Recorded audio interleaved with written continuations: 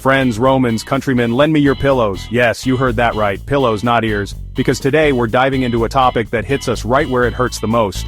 Our sleep. Okay, maybe not them because but seriously, who wants to share pillows with strangers? But gather around because we need to talk about that cruel mistress known as daylight saving time. The twice-a-year event that leaves us all feeling like zombies.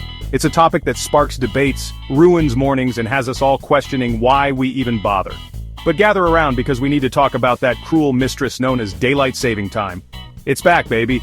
Or should I say, it's coming to steal another precious hour of sleep from our weary souls.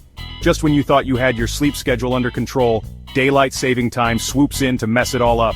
That's right, on March 9th, at 2 o'clock a.m., the clock strikes. Well, 3 o'clock a.m. It's like a magic trick, but instead of pulling a rabbit out of a hat, it's stealing an hour from our lives. Just like that, 60 minutes of our lives gone. Poof! Vanished into thin air. And for what?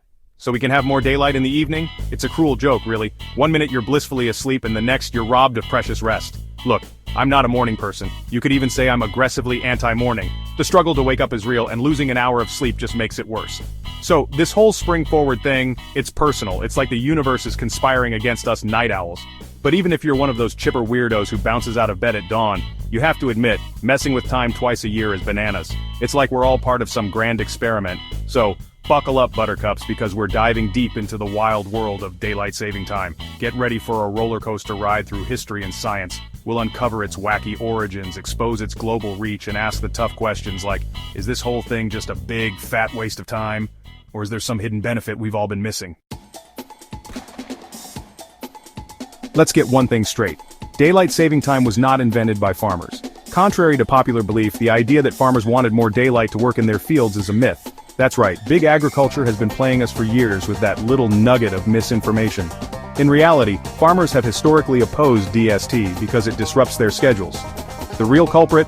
A bug-loving bookworm named George Vernon Hudson. This New Zealand entomologist proposed the idea in 1895. Hudson just wanted more daylight to collect his creepy crawlies.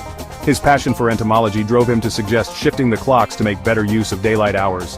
Fast forward to World War I, and Germany in all its infinite wisdom thought, hey, why not steal an hour of sunlight to save energy?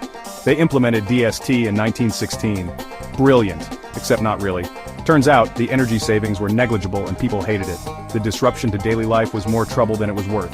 But like a bad penny, DST keeps turning up. Why? Good question. Despite its unpopularity, it has persisted through the decades, with various countries adopting and abandoning it. Here's a fun fact. Not everyone is subjected to the tyranny of daylight saving time. While many of us dutifully spring forward and fall back, some places have decided to opt out of this biannual ritual. Some brave souls resist the siren song of clock manipulation. They stand firm, refusing to let their lives be dictated by an arbitrary shift in time. Take Arizona, for example. The land of scorching deserts and even hotter takes said, no thanks to DST. They prefer to keep their time consistent, avoiding the confusion and disruption that comes with changing the clocks. Hawaii also opted out. They're content with their lays and sunshine, thank you very much. With their tropical climate, they see no need to mess with their clocks. Globally, it's a mixed bag. Most of Europe is on board with DST because, they invented complicated things. They believe it helps make better use of daylight and saves energy.